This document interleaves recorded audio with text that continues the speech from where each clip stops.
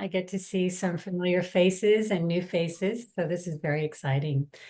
And it's fun to have Madeline in this context as well. And yeah, I've been just a little bit about my experience as a practitioner in the way that I've been pretty devoted to meditation since I was 17 years old. So it's been a long time. I've studied many different traditions, wisdom-based traditions, and I've always come back to mindfulness in the way that it is Vipassana-based. And so insight meditation is more I would say my background and my practice, my main practice. And but I would also say my relationship to nature is also my practice. And I think that it's really recognizing the interconnectedness that we all have. And so part of this opportunity is I'm going to be teaching with my friend and colleague, Heidi Bourne. We're going to be teaching in March at Big Bear Retreat Center, which is very exciting. And this is such a wonderful opportunity to give people a little taste of how I work or teach or what is inspiring. I'm also a trained, certified mindful self-compassion teacher. And so that's a little bit of our focus today is actually self-compassion. And I just want to take myself off the spotlight. There we go. I don't want to look at myself. I have to say that's the one thing. I love Zoom and the way that we get it, but I do not need to look at myself. It's like, and then I think of all the times that we've had conversations with people and then like our hair sticking up, but we would never know because we don't have to look at ourselves. And now we're more looking at ourselves. I'd rather look at all of you. So given these times that we're living in, this is where I feel that a practice of loving awareness, of ethical conduct, of generosity and compassion help to navigate tender times, tender, tumultuous, challenging times. And being able to have a practice where we're tuning into what is happening, right? When we look at mindfulness, this basic awareness in the sense of present moment, but it's intentional. I'm intentional with what it is that I'm aware of. The attitude that I'm holding is friendly and curious. And this is the main thing, it's embodied. So part of my somatics training and education is really the practice of embodiment in the sense of being aware. What is happening on the inside, right? First foundation of mindfulness, like what is happening in the body? Well, because of my own trauma background, that was the last place I wanted to go. I was over-identified in my mind. I wanted to solve and fix everything. Figure it out was my motto. And now it's, because what I realized over time is, oh, that is actually the root of suffering. That is what is disconnecting me. That is what's actually distorting my vision of being able to see things clearly, especially myself.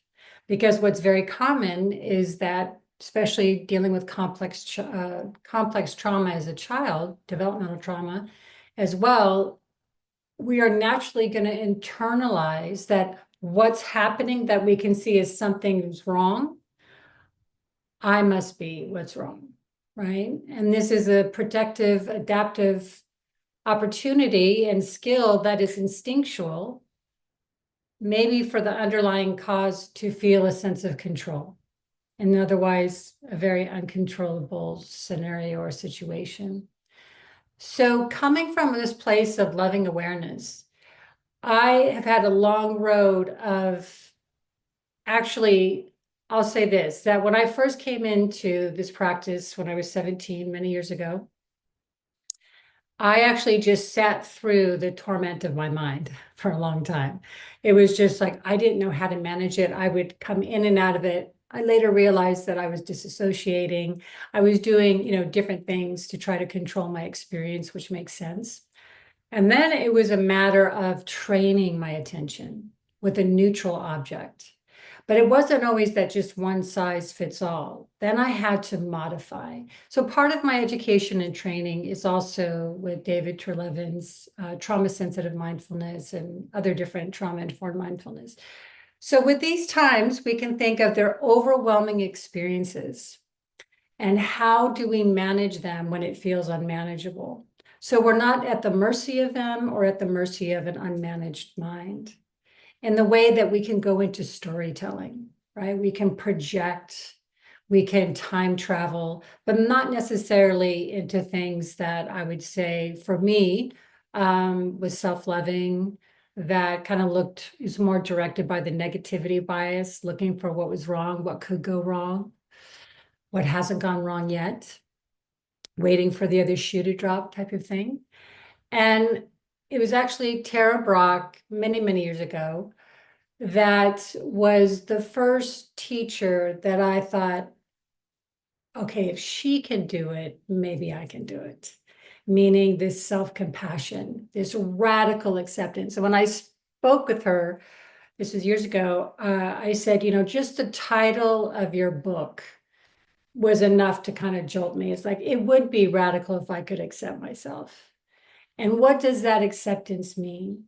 And how do I navigate from this place of pretty much self-hatred, self-loathing, and very, very self-critical to a place of neutrality? Okay, maybe I can just have that white flag and kind of surrender to finding some type of neutrality or okay enough, and then coming to a place of actually self-love and love that isn't conditional. And it's been a journey. It's really, really been a journey. And what's helped me in that journey is being able to feel my common humanity and connection with others. It's been able to be in nature and noticing that a tree that looks back at me is not critical of me, is not projecting the story that I project onto myself. The spaciousness that I can feel versus the contraction and the constriction that can happen in that pretty critical narrative. So what I want to offer today is we're going to first go into a meditation, and it's going to be a one that is cultivating some friendliness, some warmth. That's not the agenda in the sense we're striving, right? This is a practice of non-striving, but it's more the invitation. It's more the offering. It's more the awareness first of what is here, what's happening within, and how can I be that wise, loving observer? How can I kind of zoom back and have more of a spacious perspective in the stillness of spaciousness? And then we're going to open it up, and I'm going to give, some information about around self-compassion, maybe the paradox in particular. And then we're going to open up and see what you all want to share and participate. So, and then everything that I'm offering is an invitation. Being trauma-informed in practice means that I want you to have self-agency. I want you to be empowered. I want you to actually navigate this practice versus comply. So meaning, is this true for me right now? This is the offering right now to be still, to sit. But maybe, no, actually, my body needs to move. I've got a lot going on inside. So maybe I'm going to modify some instruction here, some offering. Beautiful. This is self-compassion, right? This is being able to turn towards ourselves in a way that is not pushing through, in the way that we can bypass what's happening, and more of this radical willingness to attune to ourselves, to be with ourselves, and how to relate to ourselves, right? This is a practice of relationship. And I've always, in the past, would try to bypass the relationship with myself. Especially, I love the Buddha talks about that compassion. If it doesn't include you, it's not compassion. And that took me a long time. I'm like, oh yeah, but can't we just like bypass me? I want to be of service. I want to help others. It feels good. And it does. But then where's the reciprocity, right? And if I'm loving myself conditionally, then in what ways am I conditionally loving? So this is the opportunity, and that we meet ourselves where we are, right? We meet ourselves where we are. Okay, so here we go. So finding a posture that best supports you for your practice of presence. I love the word nobility because it has this devotional intention. So if you were to sit with nobility and dignity, how might your body feel?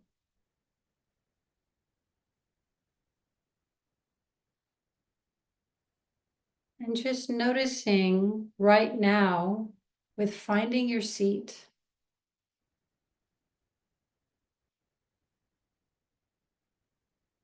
Our minds are so fast, but the body is slower. Our minds can be in the future and the past, but our bodies are always in the present. So just noticing what it feels like if you were to bring your attention to the lower part of your body and the places of contact.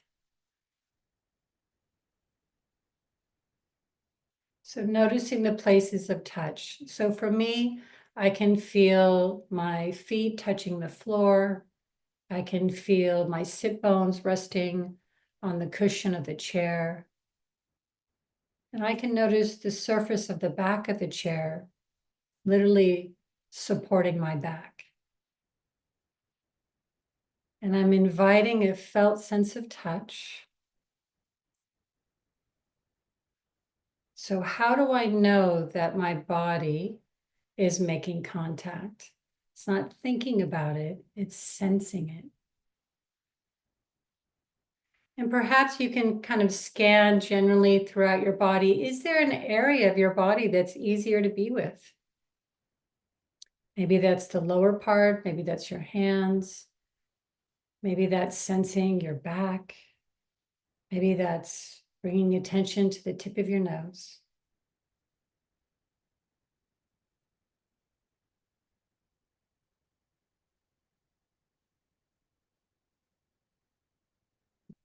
And of course, you can choose to have your eyes open or closed.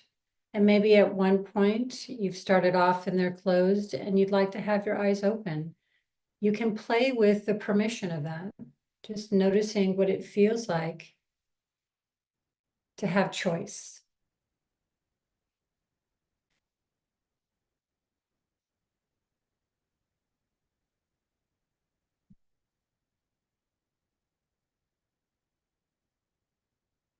And now I invite the anchor of attention to be with the breath.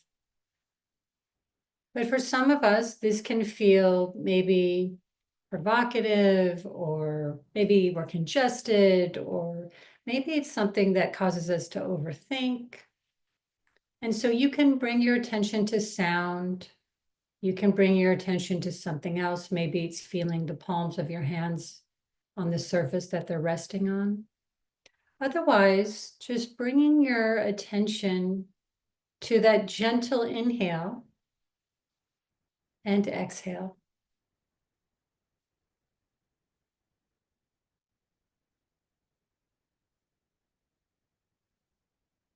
Just noticing this rhythm, this natural rhythm of your body breathing as you feel the breath coming in and your breath coming out.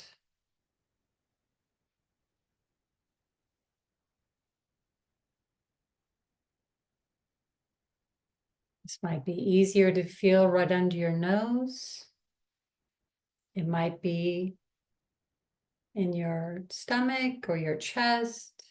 Just noticing what it feels like to receive your breath.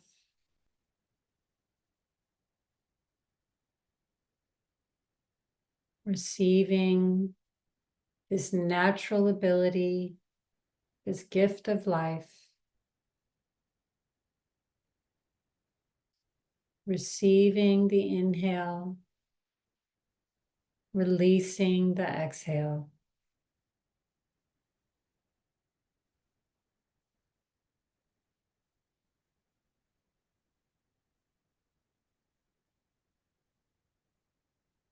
Allowing any tension or tightness to be there without judgment. And maybe just inviting a sense of softening with that exhale.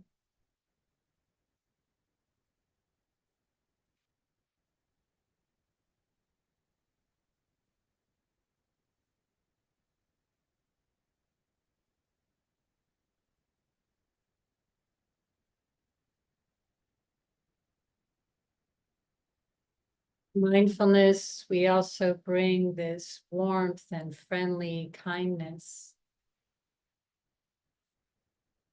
Perhaps it's bringing this friendliness to yourself with this relationship to your breath.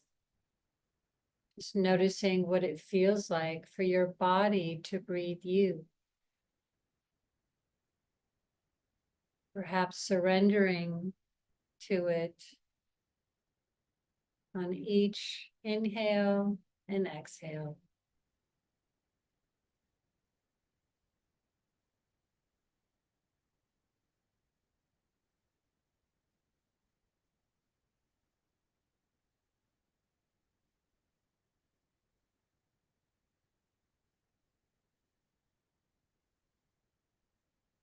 Just noticing how your body is being nourished by the in-breath,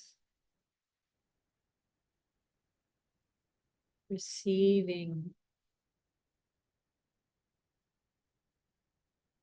and then relaxing or releasing with the out-breath.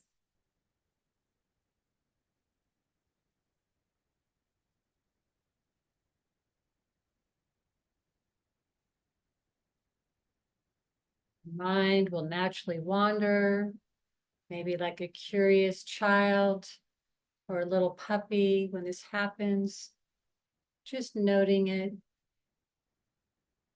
maybe as wandering, thinking, and gently coming back and feeling that first inhale or hearing that first sound.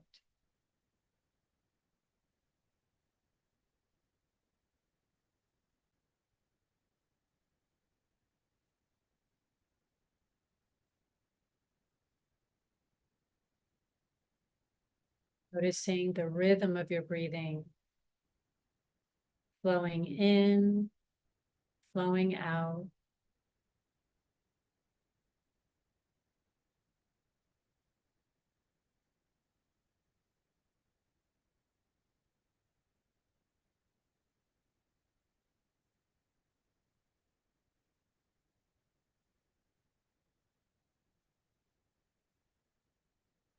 What would it be like to offer some affection with this rhythm of breathing, meaning this kindness, this appreciation, this warmth, and this ally that you have right here, right now. This ally of your body, this form that you live this life in to some degree.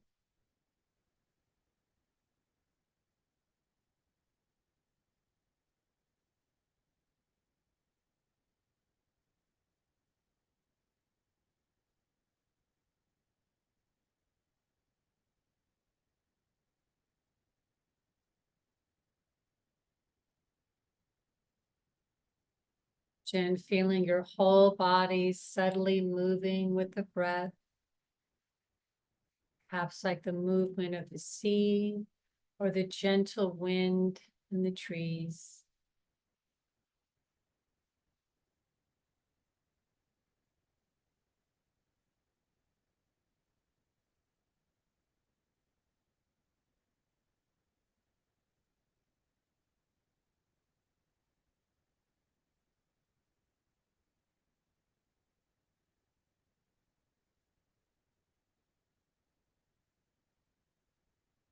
Anytime you could place your hand over your heart or on your belly, or maybe just holding your hands, but with the intention of a caring gesture, a caring act,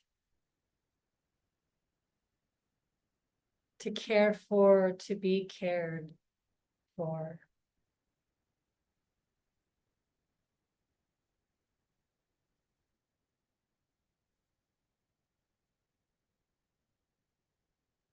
Noticing this intention of the gesture, turning towards ourselves with some warmth, kindness,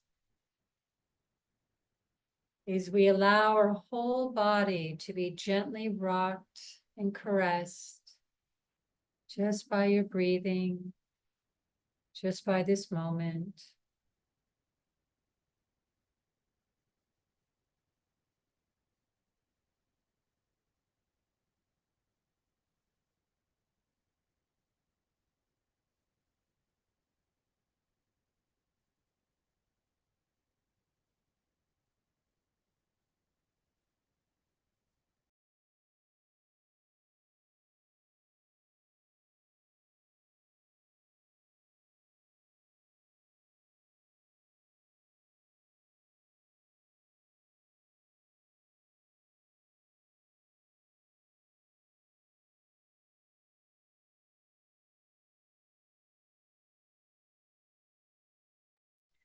At any time, you can let the breath go in the sense of it being a focus and just being with what is right here, right now.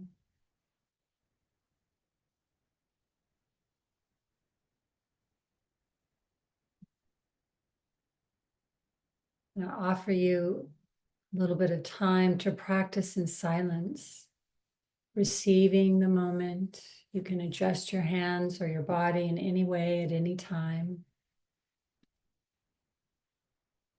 I'm going to read you this quote first by David White. And he says, "Silence is like a cradle holding our endeavors and our will. A silent spaciousness sustains us in our work and at the same time connects us to a larger world that in the busyness of our daily struggle to achieve, we have not yet investigated. Silence is the soul's break for freedom."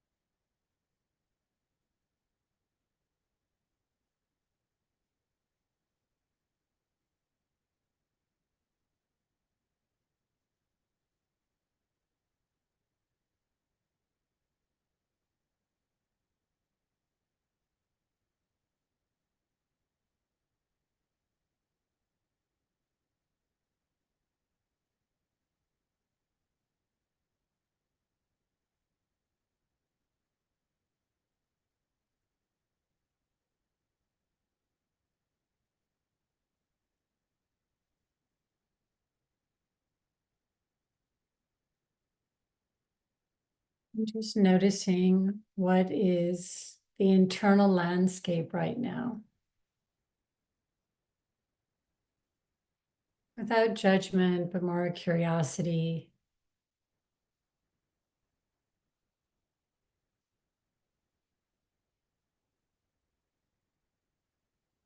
And we allow the thoughts to be phenomenon instead of facts that just simply come and go. Can we be aware of physical sensations as impermanent in the sense that they come and they go, versus clinging to what feels good and the pushing of what feels unpleasant?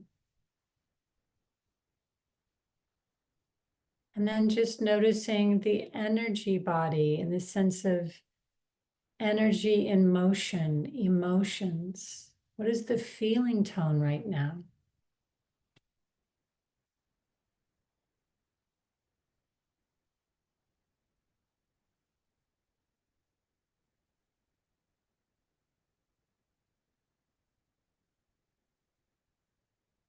And the invitation is, can you meet it with friendliness? Can you meet it with care, curiosity?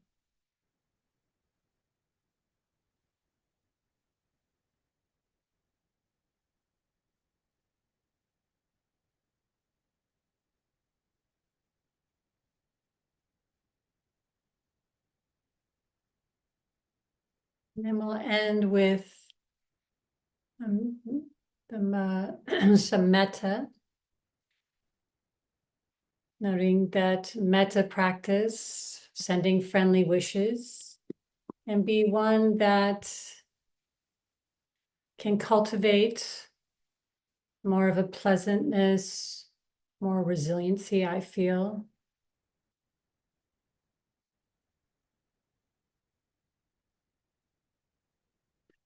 So I offer these words to you. You can say them in your mind's eye, silently to yourself.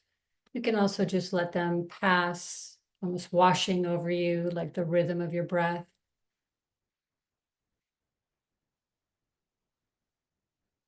May we be held in loving kindness. May we be happy and safe. May we be healthy in body and mind. May we always have enough.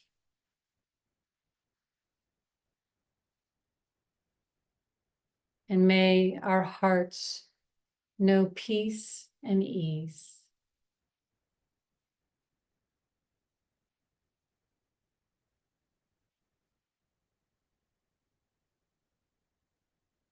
Noticing if there's a phrase that you would like to offer to yourself, to this community, and of course to this country, this earth, whatever calls to you, offering it from this generosity of your heart.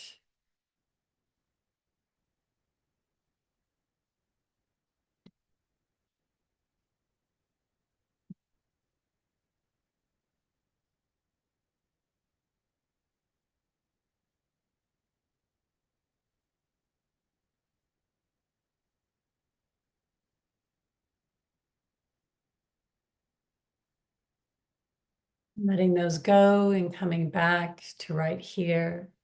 Just going to offer these beautiful compassion phrases from Ruth King, who wrote Mindful of Race.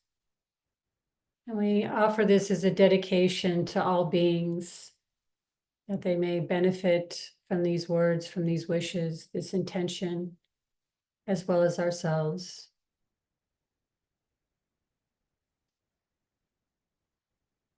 May we heal the seeds of separation inherited from our ancestors in gratitude for life. May all beings, without exception, benefit from our growing awareness.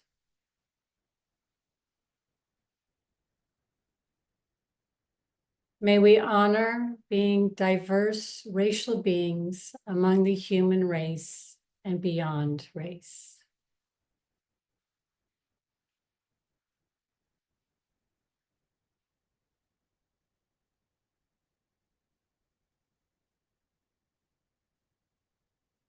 Now, when you're ready, just letting this go, this practice, this training of attention, gently coming out, perhaps blinking your eyes open, perhaps wiggling your toes or hands or stretching your body.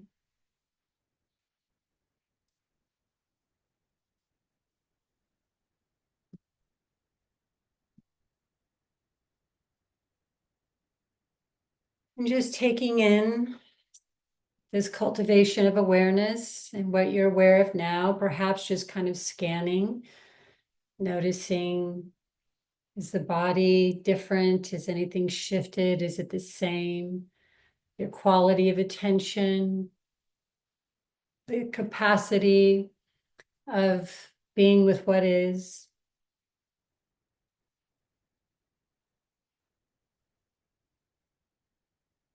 Okay. I wanted to read a quote. This is by Kristen Neff. And she says, by giving ourselves unconditional kindness and comfort while embracing the human experience, difficult as it is, we avoid destructive patterns of fear, negativity, and isolation. By giving ourselves unconditional kindness and comfort while embracing the human experience, difficult as it is, we avoid destructive patterns of fear, negativity, and isolation. And Kristen Neff is one of the co-founders of Mindful Self-Compassion, along with Christopher Germer. And so I just want to offer the prompt of, in what ways in your life do you offer unconditional kindness? And that can be in any form. I offer it to my cat, no problem, right? Like it's unconditional, it's abundant. I offer it to maybe the person that I get my groceries from, maybe whatever it is. But just noticing, in what ways do you offer unconditional kindness? And maybe this is a prompt that says, oh, I don't know. I feel like I do have conditions. Noticing the conditions. None of it is to be, no scorecard here. Non-judgment. Thank you, Madeline. So if you'd like, you can put in the chat box in what ways that you offer or the practice of offering unconditional kindness.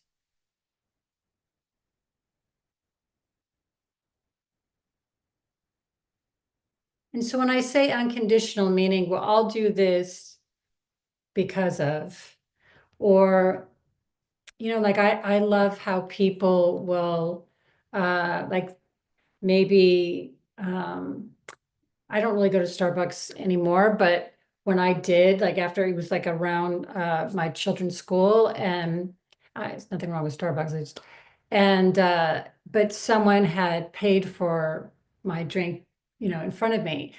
And it was just like, wow, that's so thoughtful. That's so kind, right? Even someone opening a door for me or vice versa. Just this for free, this generosity, this act of generosity. So in what ways do you or can you or would you like to? I try to be friendly to strangers by smiling at them. Beautiful, exactly. I think that takes so much courage because we could get rejected, right? Or take it personally. And yet that act of unconditionally, I'm going to do it. I'm not going to put a condition that they're going to smile back at me. When I can when I can be helpful to someone that needs it. Yeah. I give people my full attention. That's amazing. That's very, all of these, right? Definitely feels easier with my animals or just nature in general, which is an interesting observation. Great. I offer myself grace when I get upset with someone. Instead of lashing out, I lay forward feelings to pass, and I'm open to being non-mad and understanding to them in the future. Previously, I would have taken things personally and vilified them permanently. Great awareness. Staying off my phone when I'm with people to try to listen deeply to support them. It's exactly, this is something beautiful. I am probably more unconditional towards strangers than to the people I'm close to. And then we're just noticing not good. As opposed to not good, can we be curious? Why is that? Most likely, it's very vulnerable to be close to people.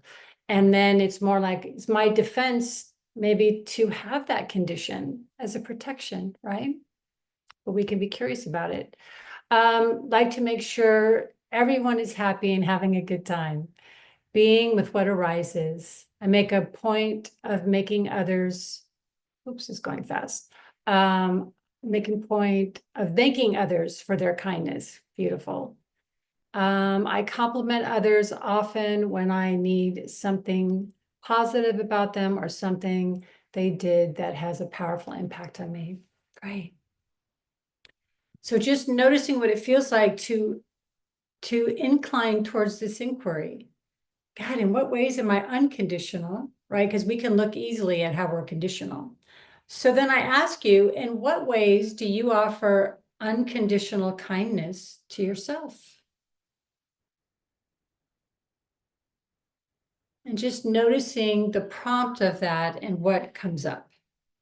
Not that you're supposed to have a litany, right, of different action items, but just notice. In what ways do you offer unconditional kindness to yourself? For some of us, it's washing our hair, it's brushing our teeth, it's offering ourselves food, but we can be conditional with that, right? So this isn't something that we're doing in a way that's good or bad. It's just curiosity. I meditate daily, even if it means not all the chores get done, right? I try not to judge. Turning towards slowing down, welcoming. Oh, it's going fast. Welcoming with hello, sweetheart, to whatever parts are here. Great. I let myself be tired when I'm tired and not pushing through like I used to. Such wisdom, such practice. All of you. I offer myself grace and gentleness when meeting a challenge. Yeah.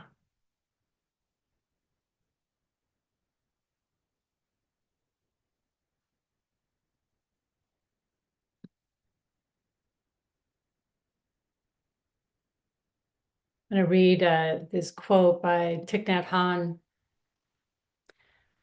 He says, love is the capacity to take care, to protect, to nourish. If you are not capable of generating that kind of energy towards yourself, if you're not capable of taking care of yourself, of nurturing yourself, or protecting yourself, it is very difficult to take care of another person. So this act of caring for ourselves actually benefits all beings. I offer myself grace and gentleness, radical acceptance, especially with fear and anxiety. Great.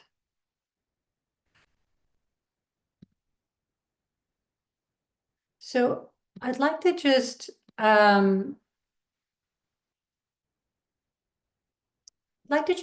it up now to our community and just see if there's any questions or thoughts or anything that you have that you want to share, or as it relates to this, as it relates to outside of this space, whatever it is, just want to open it up to our community. And I can go on with other things too, so no pressure.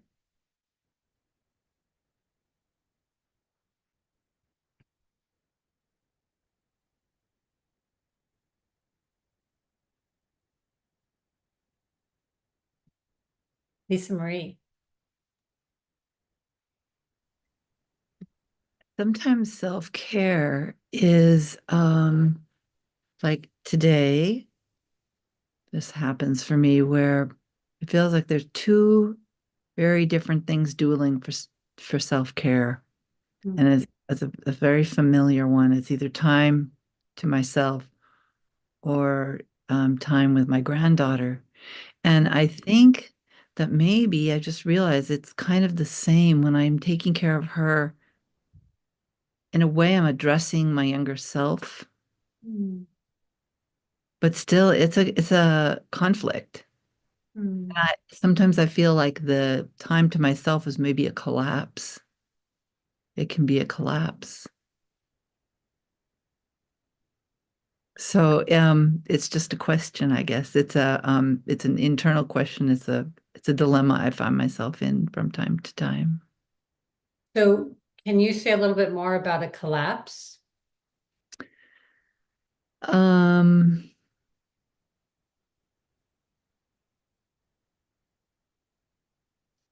Maybe well, I guess I can say that the collapse is furthering away from connection from others. Mm, It's not really time to myself, it's isolation. mhm, mhm. So is that a familiar behavior to take care of yourself? In the sense like I isolate, I withdraw, I cut off. Maybe that's where you first learned, like many of us. And then Yeah. now, if we can bring a mindfulness approach, how can we stay present with that behavior? Right? How do we stay present?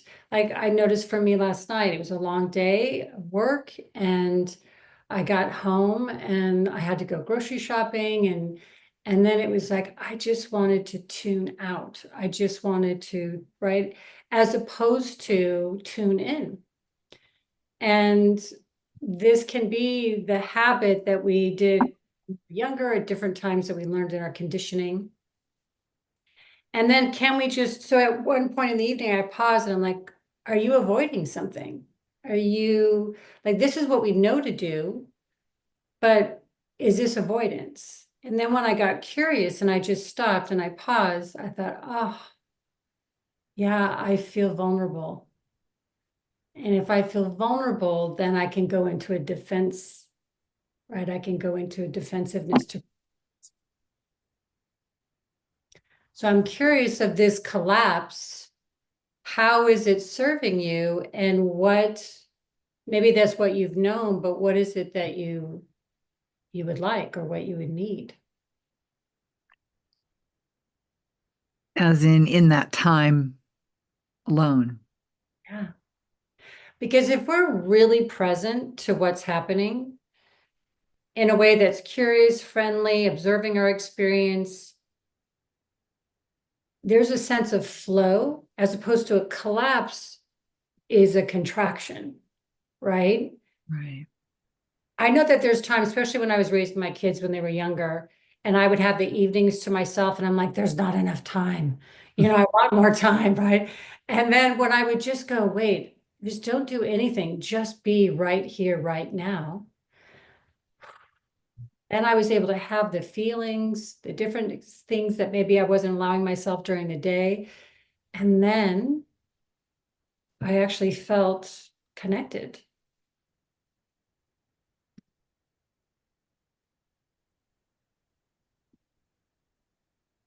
Um,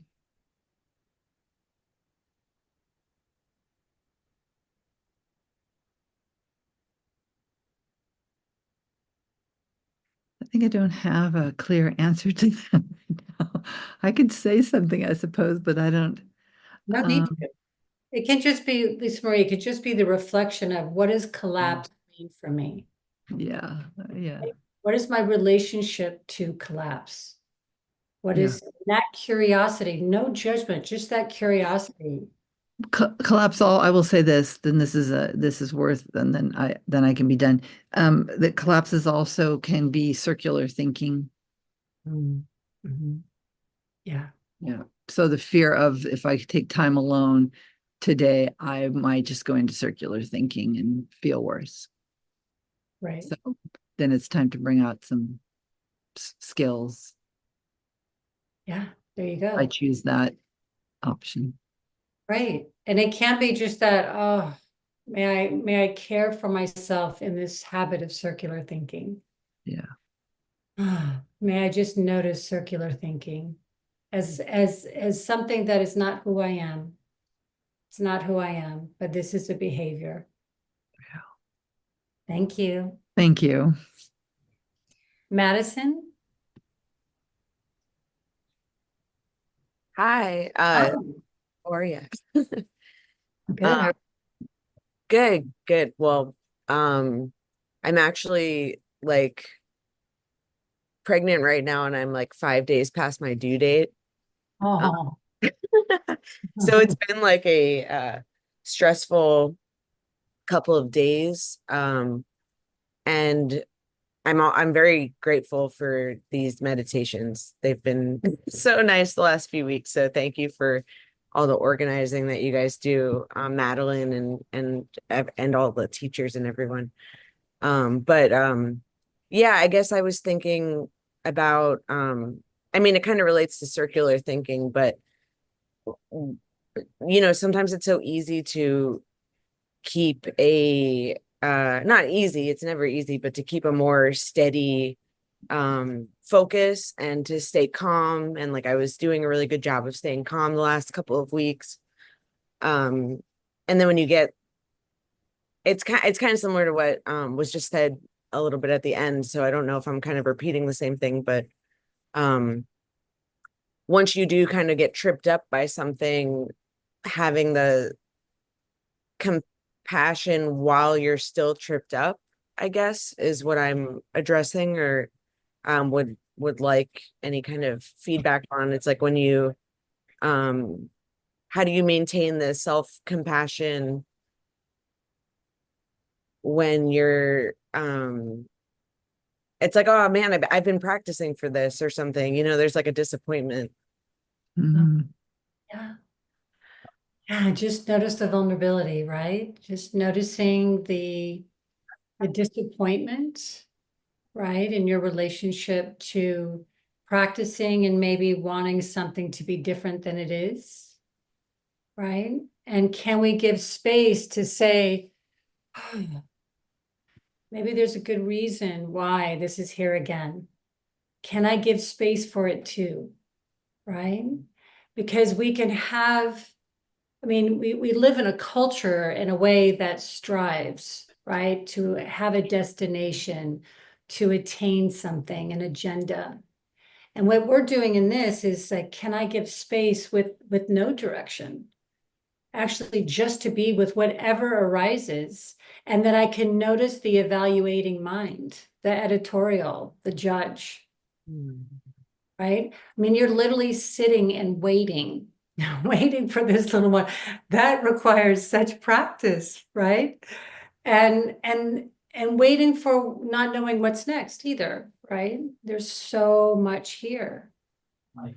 So, and I would invite, like, how do you meet disappointment with more love, with more permission, first of all, to feel it, right? Because we're giving self-compassion because there's suffering, but not to make it better or to go away. Because that's actually not mindfulness. Mindfulness is allowing what is and meeting and creating more space and permission allowance for it. But then we're caring for the hurt. We're caring for the disappointment. We're caring for the desire for something to be different other than it is, or whatever it is, right? And this is where this starts to shift that kind of stickiness, the stickiness of wanting something, the stickiness of judging ourselves, right? That's where I feel that stickiness is, oh, there's attachment. There's attachment. Oh, that's the human condition. That's how I'm wired. How can I meet that one more time with some more softness, compassion, kindness, friendliness, or maybe just neutrality? Right? It's like the Rumi poem with the guest house.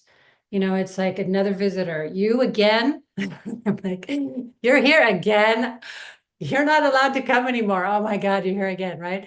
Okay, you're teaching me acceptance. You're teaching me patience, right? Yeah. Thank you, Madison. Yeah, thank you. Laurie, we had one question that came in through the chat. Hmm. Okay, so this is a really big question. So we only have 5 minutes, but the question is how can you stay present to trauma when something like sexual abuse or something traumatic in that way? So what you're staying present to is what's happening here, and then you're modifying in the way that you're caring for yourself in what arises. So when we sit and practice, we have insight, right? Things can arise. This is the opportunity to see clearly. This is the opportunity to work with. So there's a, Rick Hansen, a beautiful teacher. I love how he has a practice that is focused on being with and working with. So sometimes if we have something that arises, that type of trauma, that we can be with in the sense of, I just got to be with the moment and find place of neutrality within my body, finding places that is okay enough. As I'm working with the healing of this difficulty, right? And then when I'm working with it, it can be, I'm literally working with someone else that's helping me to hold the space. And I'm working in ways to empower myself while I'm working with the healing of this experience. And that can be, I'm taking a break, I'm journaling, I'm reaching out, I'm going to feed myself a nourishing meal, I'm going to go for a walk. Like these are the ways that we can be present with trauma in the sense that, first of all, it's already happened. So we need to recognize that it's not happening now, unless it is. And then we need to reach out and get support and to empower you in that way. I would be happy to maybe Madeline, you can put my email address, Yeah. and then I'd be happy to go more